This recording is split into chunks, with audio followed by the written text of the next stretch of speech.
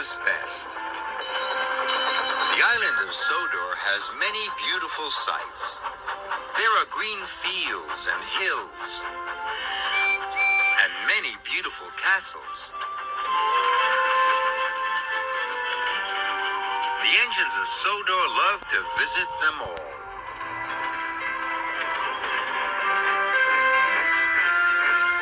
One day, Emily was dropping visitors at the ruined castle.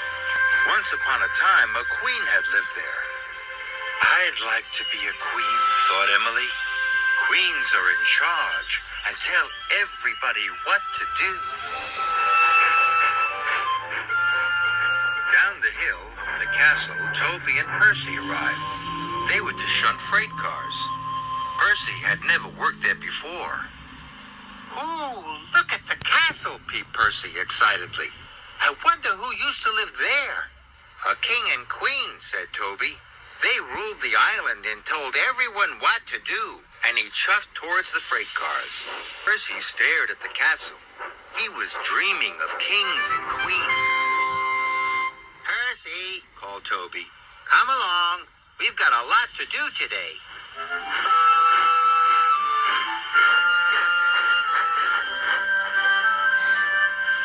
Waiting for passengers is boring, huffed Emily.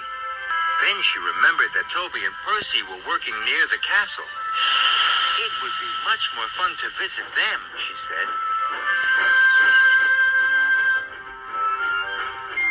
Toby and Percy were waiting to be coupled up when Emily chuffed in. She was very excited about the castle. "Percy," she whistled, "I've had an idea. Let's play a game." Percy looked pleased. "I'll be queen, and I'll tell you what to do today," she said. "It'll be fun." Percy liked the idea of having fun, but Toby thought Emily's idea was silly. "You have to be clever to be a queen," he said wisely, "and know the right thing to do." "I always know what to do," huffed Emily. Toby laughed. That made Emily cross. "I'll show Toby that Queen Emily knows best," she wished. Toby was now coupled up to his freight cars. Percy thought his looked like troublesome trucks. "Don't worry," said Toby. "I'll be back soon. If you can't manage the troublesome trucks, wait for me and I'll tell you what to do."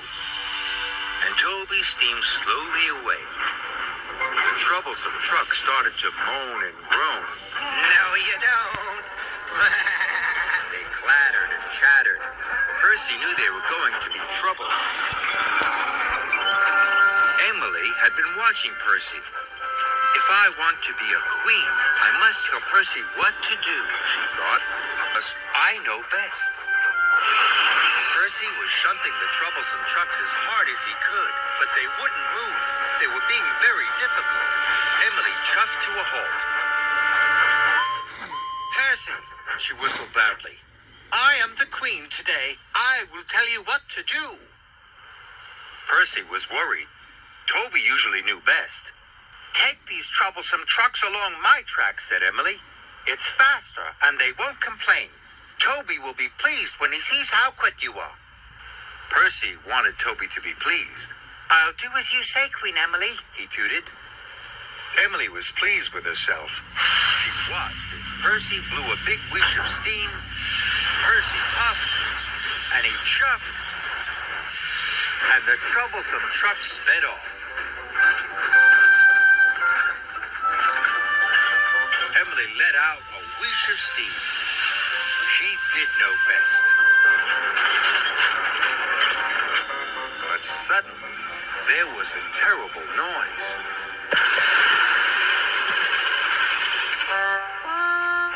As the dust cleared, Emily saw what had happened. The troublesome trucks had run into Mavis, who was waiting on the track. Luckily, no one was hurt, but her load of stone had spilled all over the lines, and one of the freight cars had come off the rails, knocking over a telephone pole. "Percy!" cried Mavis. "You're not supposed to be on this track." Emily was shocked. Then there was another loud crash. It was Toby. His wheels had struck the telephone pole and he was derailed. Emily knew this was all her fault, but she didn't know what to do. The telephone line was down, so no one could call for help. Mavis couldn't move. She was stuck amongst the freight cars. And Percy couldn't move either. "I'm sorry, Toby," cried Emily. "I can't be a queen. I don't know what to do. I don't know best." Toby wished out a great cloud of steam. "I know what to do," he cried. "Emily, you must go and get help." Emily knew Toby was right. She steamed off as fast as she could.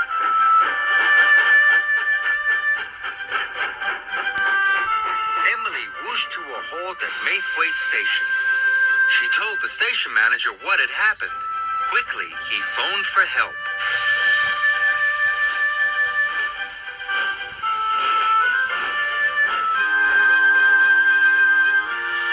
Soon, Toby had been lifted back up onto the rails. He wasn't hurt, but his cow catchers would need to be repaired. Emily chuffed into the shunting yard. Sir Topham Hatt was very cross. "Emily," he boomed, "you have caused confusion and delay." Luckily, Toby knew what to do, he added sternly. "I'm sorry," Emily said. "Knowing the right thing to do isn't as easy as I thought," she chuffed. "In future, I'll leave that job to a king, or a queen, or to Toby."